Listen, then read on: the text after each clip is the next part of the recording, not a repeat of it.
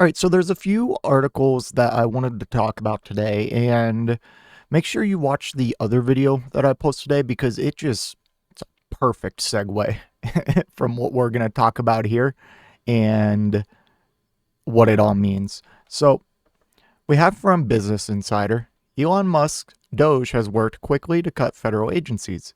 Here's a list of what's been targeted so far. So basically, we're going to go over some of the cuts that Doge is making / proposing. Let's be clear, they don't have any legal authority to make these cuts, okay? It's illegal. Whether you agree with the spending or not, it is illegal. Anyways, into the article. So, since returning to the White House, President Donald Trump has wasted little time sending his newly created Department of Government Efficiency after federal agencies.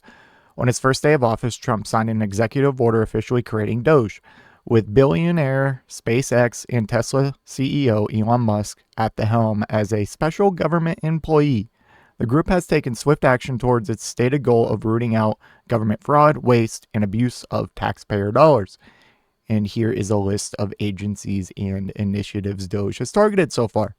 So obviously we have DEI initiatives. On January 31st, just 11 days into its existence, Doge announced it had terminated 104 government contracts related to DEIA, diversity, equity, inclusion, and accessibility. Yeah, so that kind of covers something I wanted to mention. This isn't just about like hiring black people or hiring disabled people. Like, a lot of this is accessibility, like the ramps you have at places and to make sure they're wheelchair accessible. That's DEI. Like, I understand DEI in very few instances has overstepped. So why don't you address those instances and improve it? Like, instead of removing it altogether, because the root of DEI isn't some mandate to hire X amount of disabled people, X amount of black people. It's to just ensure fairness in our hiring process. It doesn't eliminate merit-based hiring. No, not at all. It just addresses systemic issues we have in our system that make it harder for certain groups to get jobs. It's not lowering standards or anything, okay? It's not. Do more research on it. I promise you. It's not as bad as they make it out. It's not nearly as bad as they make it out. In fact, it's not even bad at all if you do the research. Let's be real. Okay? Anyways, U.S. Agency for International Development, USAID. Musk has been working to shut down the U.S. Agency for International Development, which funds humanitarian efforts around the world. As the world's largest provider of humanitarian aid, the U.S. channeled nearly $32.5 billion through the agency in 2024, providing aid to countries like Ukraine, Jordan, and Ethiopia. In a post on X on February 3rd, Musk accused the agency of being a criminal organization, and he said he spent the entire weekend feeding U.S. aid into the wood chipper. Hours later, U.S. aid workers were told to stay home from work. It's illegal. And within days, the agency announced that all direct hire personnel would be placed on leave, also illegal. Globally, with a few exceptions, a move that would have reduced its workforce from 10,000 to less than 300. Oh boy. Following a lawsuit from federal employee labor unions, a federal judge partially blocked Musk and Trump's attempted shutdown of U.S. aid, which legal experts argue is illegal without approval from Congress. The judge's order temporarily blocks the Trump administration from placing U.S. aid workers on leave until February 14th, but it allowed a funding freeze to go into effect. So let's be clear about USAID. It's not some agency we created because we're such a good country on the global stage and we want to do good things around the world. It was created to project our soft power around the globe. Now, soft power is essentially, having influence in countries without having like a hard power presence there, like military. And there's a lot that goes into it that it actually kind of pays for itself in a way, because it does things like prevent AIDS from spreading around the world by the infamous 50 million in condoms to Hamas, which wasn't Hamas, it wasn't Gaza, it was a country in Africa, and it was a part of a wider effort to prevent the spread of AIDS, which in a way benefits us and the rest of the world. It's also used to help build up the economies of developing countries so that later down the line we can do trade with those countries and, benefit that way. So I'm not going to sit here and argue that they are a good humanitarian organization. They do a lot of good humanitarian things, but it is a way of soft power. And whether you're an isolationist or not, the soft power is, and it kind of mentions here, would make China more powerful on the world stage because you're withdrawing your influence from so many places around the world. And it's not like those places we were going to be at are just going to be completely left hanging. You're going to have our adversaries like Russia and China take those over. And, you might think on paper being completely isolationist and not helping anyone is good. But this 32.5 billion is less than 1% of our entire budget. And what we get in return is so worth it compared to what we spend. Do some more research on what USA does and how important it is. Like my point about whether you're isolationist or not, if we are in a position where we are no longer the most influential country and have all this influence and soft power around the world, we don't get to be bullies anymore like Trump wants to be. We won't be the ones threatening tariffs. We'll be the ones getting tariffs slapped on us, and we will lose all of our leverage and bargaining power. Because right now we are pulling our soft power and we're isolating our allies like in NATO and Canada, Mexico, Colombia. Like, it's crazy. Like, you got to look at the bigger picture here. And but let's say you completely disagree with everything I'm saying with. They can't cut this agency without congressional approval. This has to go through Congress. They can make recommendations to Congress, but what they are doing now is illegal, and that's why judges are blocking it. And Elon is trying to fire up his base saying that these are activist judges and we should impeach them and a second revolution needs to happen. Like, what are we doing? The federal workforce.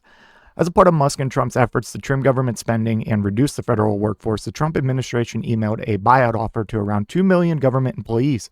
The deferred resignation sent by the Office of Personnel Management at the end of January offered to pay employees their full salary and benefits through September without the need to work during that time in exchange for their resignation.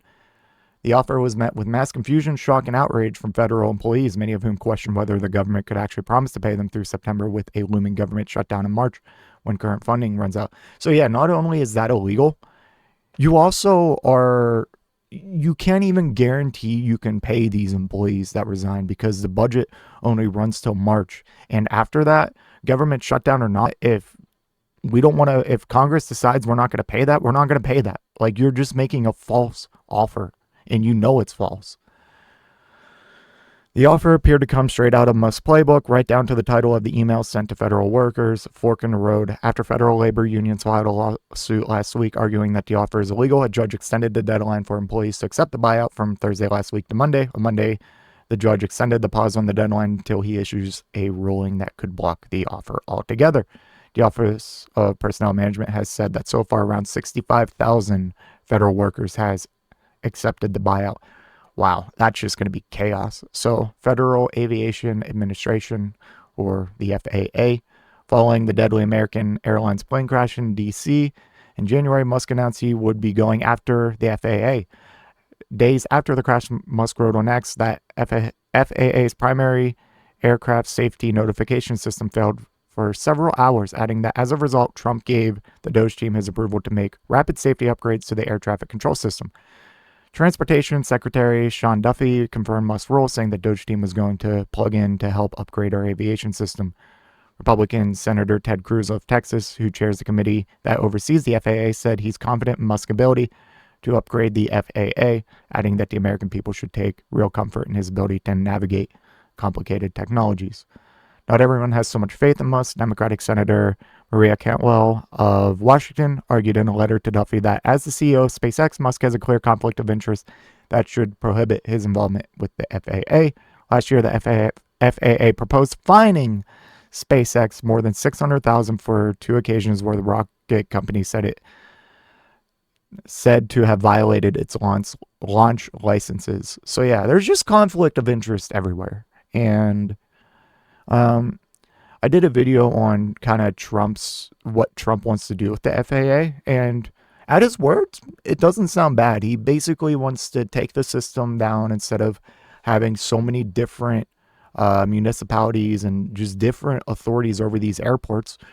He wants to bring it down to two or three companies, and it sounds like he wants to have like a government slash like a public and private mix there owning it, and that would lead to a lot more consistency across the board and procedure that would ensure our equipment gets upgraded and is all the same. That sounds good. Let's just hope he does it. And I said it was a very progressive idea of him, and I like that idea. But if Musk is in charge of it, I do have some concerns.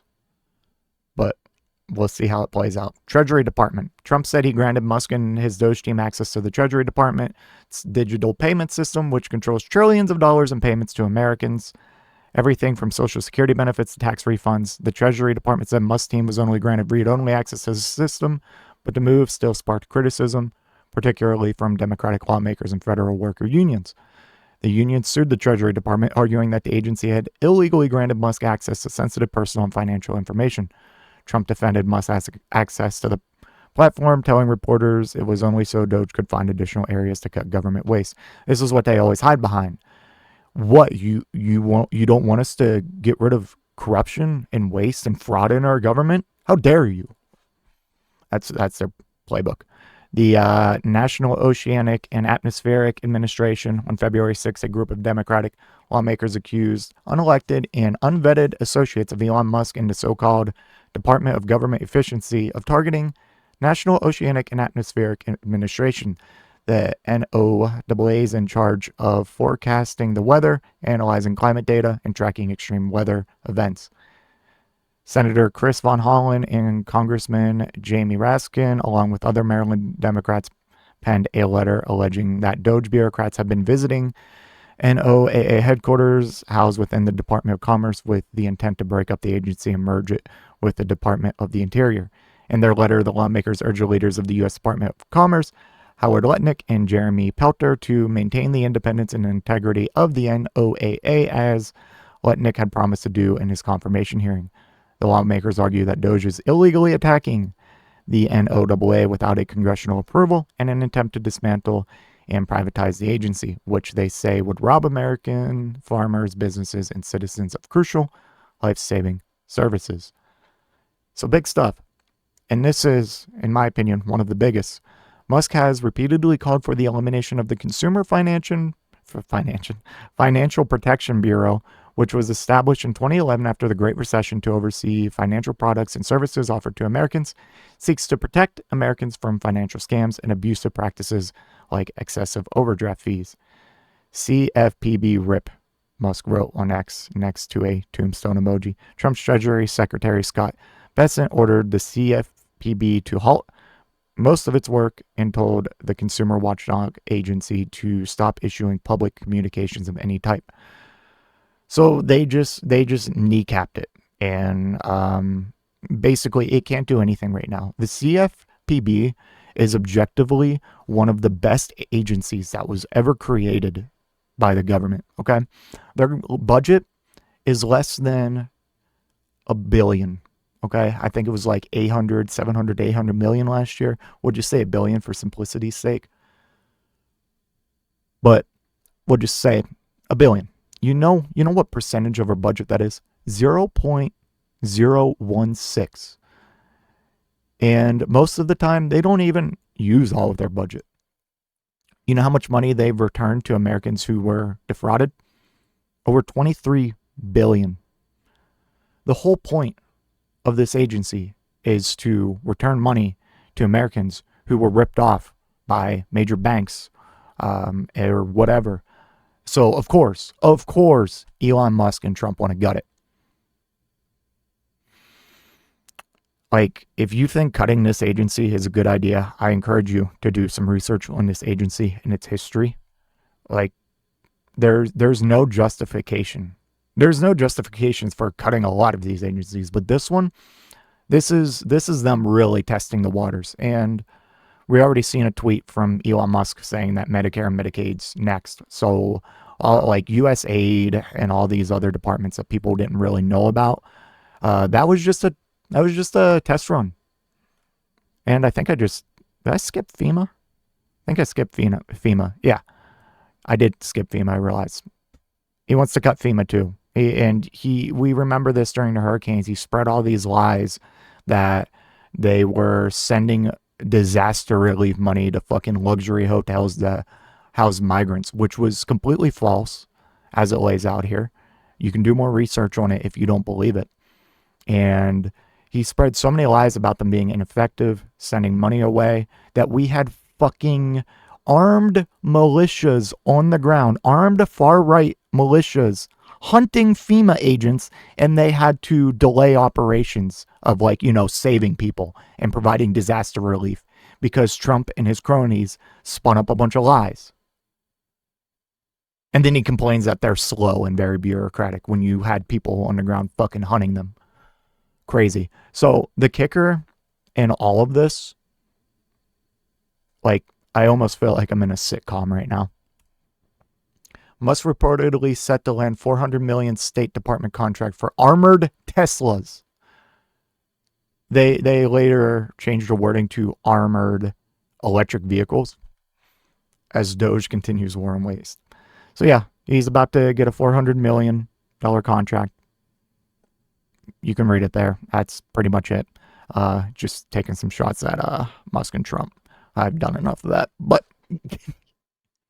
they're not cutting these agencies or saving all this money. Like we said, it's not a lot of money in the scale of things, and for how little it is on the scale of our budget, and what it's doing is way, way, way, way more beneficial than getting rid of it. But they aren't cutting the shit to give you better healthcare, give you free healthcare. They aren't funneling it to rebuild our infrastructure. They aren't funneling it to solve the housing crisis. They aren't funneling it to help house homeless people, a lot of them being veterans. No, they're doing shit like this. And then Elon Musk has the gall to go out and claim that federal workers are getting unfairly rich on taxpayers' dime. Quite a few with a net worth of tens of millions. And then you look at this shit. Like, it's so obvious and it's so right in front of you. Stick around for the next video that's going to be coming out, because we're going to talk about what the real goal of these government waste and all. It's not waste. They're just cutting agencies they don't like. But we're going to see what the real motive is behind it in the next video. Anyways, let me know what your thoughts are in the comment section down below, and I will see you in the next one. If you made it to this point in the video, I just want to give a special thank you. If you enjoyed it, please hit that like button down below, and if you really enjoyed it, maybe consider hitting that subscribe button while you're down there. I want to hear your thoughts in the comment section. I will try to reply to any and all comments that I can. Until next time, watch that video on screen.